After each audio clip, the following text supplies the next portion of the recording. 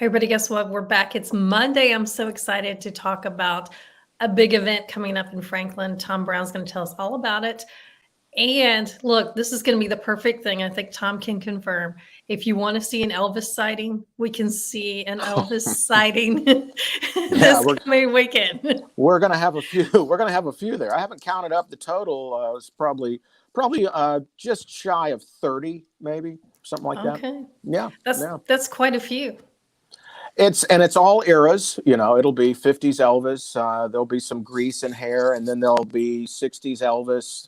There'll be a lot of leather and a lot of jumpsuits. So it's going to be fun. The Nashville Elvis Festival. We're back this year at the factory in Franklin at the Jameson Theater. It's the sixth annual fourth Elvis Festival because we took a 2-year pause, but Right. it's our sixth annual festival. It's just the fourth one. So we're very excited. Yes, I'm very excited that it's finally back. It is so much fun. I got to be honest. I want you to make a clarification for everybody because when I first heard about it about 4 years ago, as you guys invited me to come out, I was a little skeptical and I Mm-hmm. wasn't sure what I was going to see. These are just to let everybody know, these are not terrible impersonator. This is nothing like that. Yeah. It's interesting. They're called Elvis tribute artists, ETAs. And here's what happened. In the year 2007, Graceland, knew about the impersonator. The impersonators were kind of known all over as the fat guy at the office party and a bad wig and a A polyester outfit. a polyester Amazon jumpsuit. Yeah. And that was not representing Elvis, and he was falling into caricature by people like that and by people in Vegas and stuff like that. And Graceland said, why don't we do this and do it with class and with dignity and do it in a way that honors him and his music and his fans, because the fans were calling for this. Listen, if the fans didn't come, these guys wouldn't be doing this. But the really good ones, and these are the ones that Graceland began crowning as ultimate champions in 2007. These are people who competed around the world in contests, and they're judged on stage presence and singing voice and all kinds of different criteria. But they never pretend to be Elvis on stage. They're always themselves on stage. They're not Right. impersonating him. It's Yeah. not a theatrical experience. And it's just an opportunity for a lot of people who got to see Elvis live in concert to get that kind of fun feeling again. And for younger people, and frankly, anyone 45 and younger never had an opportunity to see Elvis because he's been gone 45 years this August. It's an opportunity to see what all the fuss was about. And I consistently see younger and younger people coming not only to our festival, but other festivals that I'm involved in. And I've been hosting events at Graceland. This will be my 21st year this coming August. And again, I see people coming to Graceland for the first time. They discover Elvis through whatever family member they have that brings Elvis to them. And Elvis kind of takes over, and they get to enjoy the music. And these events are fun. There's just like I say, everybody in the audience, all the women, no matter their age, become 16 years old again. And they go down and get scarves, and I it's know just that's a a lot of big fun. deal. Yeah. That's something I didn't expect. That is such a big deal. At the end of usually a tribute artist performance, they hand out, a lot of them give out scarves, and those ladies go crazy. I've seen people like you that come in and they're like, all right, I don't know about this. And by the end of the show, they're down going, I got a scarf. So we welcome skeptics like yourself, because by the end of the show, you're going to understand what it's all about. And boy, isn't it time that we all kind of got together and had fun at a live show again. And this is just Yeah. an opportunity for that. I mean, we've got competition. We've got a lot of young people coming in from all over the world that we will crown our Nashville Elvis Festival champion. And then we will send him to Memphis to compete with people from around the world for the title that Graceland bestows, which is the ultimate Elvis tribute artist. And we've got several of those guys that are coming to Nashville to perform headliner shows that are going to be there that are already ultimate champions. So a lot of entertainment. Like I said, we've got the competition. I mean, once we start on Thursday, we have 10 shows.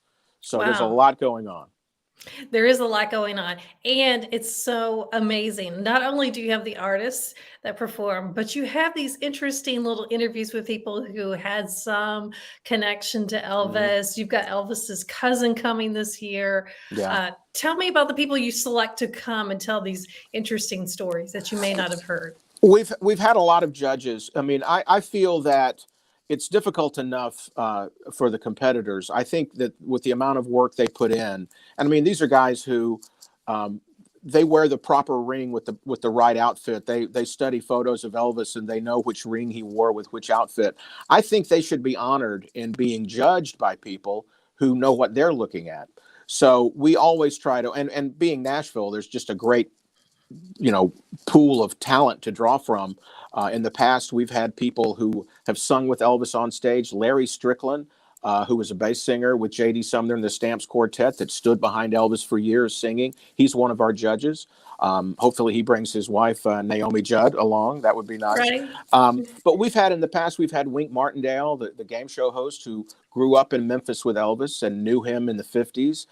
Sandra Martindale, who dated Elvis, Wink's wife, that she was in movies with Elvis.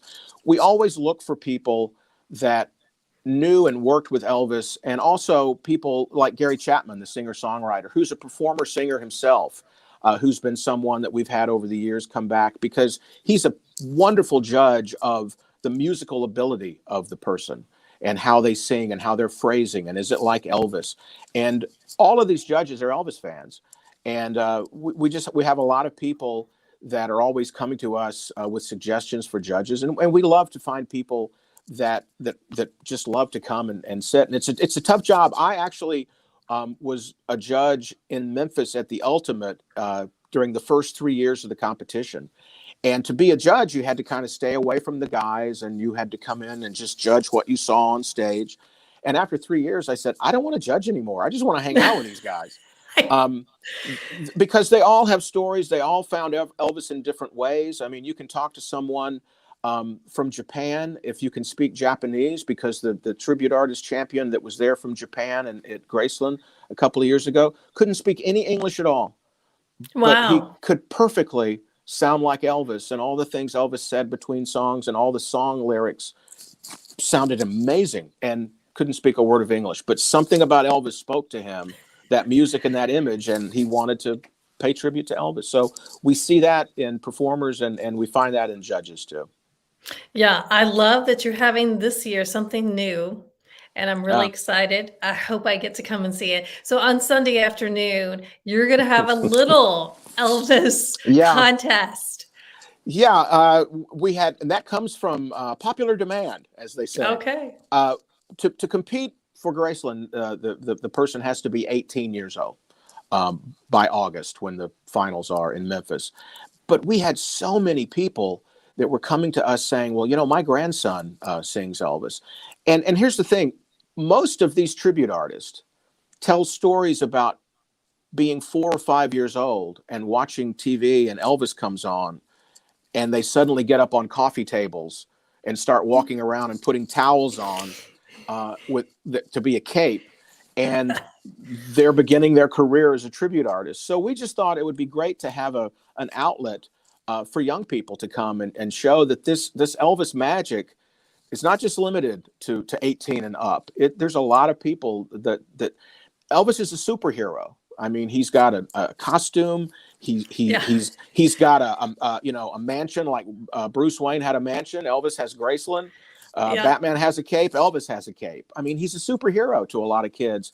And we're finding a lot of talent in the young people that want to do this. And also it helps me with my retirement plan, because one of these kids one day is going to end up being a world champion, and he'll remember that he came to perform at 5 years old in Nashville for the first time and in Franklin. And I hope he remembers me then. But it's going to be so much fun. It's going to be so much fun to just see the love of Elvis. And that happens on Sunday afternoon during Ben Thompson's headlining show. Ben is from London, England, an ultimate champion, crowned by Graceland, and he's coming from London to kind of give a great perspective of Elvis's whole career, all the eras. And in the middle of that, we will have the little Elvis contest, and we are giving, and we have 2 age categories, and the prize for the 2 young people who compete and win is something very special. I'm bringing them from Tupelo. Picked them up just the other day from Tupelo hardware store. When Elvis was 13 years old, he went to Tupelo hardware with his mom, and he wanted to get a rifle. He wanted to get a BB gun. And his mom talked him out of it, and they got him a guitar instead. And so our two little Elvis winners will be getting guitars from Tupelo hardware store, just like Elvis did when he was 13. Wow, I love that. That's an Yeah. amazing story. Yeah. Well, it is a jam-packed weekend. Starts on Thursday, goes Yeah. through Sunday. So much to see and do. It's all at the factory. So it's kind of a little more enclosed than being downtown, and you have Yeah. a little more space to spread out. Yeah. But it's going to be a great time. There'll be a lot of Elvi, which I believe is the proper plural term. We can't keep them together. They wander. They used to wander in downtown. I don't think we caused any accidents, but I heard there were some near misses with all the Elvi that were walking around. When you come to the factory on Saturday and Sundays, well, starting on Thursday, you're going to see a lot of Elvi coming through, but you're going to see a lot of people that are there to hear the music of Elvis. And it just shows 45 years after he's gone, Elvis still lives. So we're excited about it. And you'll see so many of them this weekend. Yeah. Tell me about, I know this is only 4 years old, but tell me why Nashville was the location to start another festival, because I know Memphis is kind of the ultimate, as you mentioned, but why did you think this was the great place to put another festival? There were festivals held around the country and around the world starting in 2007. And my friend and business partner, Brian Mays, who's a publicist there in Nashville that works with a lot of celebrities, John Schneider from Dukes of Hazzard, who's been one of our judges before. Bo Duke was a judge. We started talking because I'm back in Tupelo now, my hometown, where I grew up, and I'm on the radio with this little, small plug behind me. But I moved home, but I lived in Nashville, and I became friends with Brian when we met there, and he did a lot of events and things for Graceland. And we started talking. Elvis recorded about 250, almost 300 songs at RCA Studio B. And we just thought that Music City, Nashville, should be represented in the Elvis world, because many times he would leave Graceland. He and all the Memphis Mafia, his guys, they would have a chain of cars, a convoy, hopping on Interstate 40 and going all the way Memphis to Nashville. Elvis would record it in Nashville. They'd get back in the cars. They'd go back to Graceland.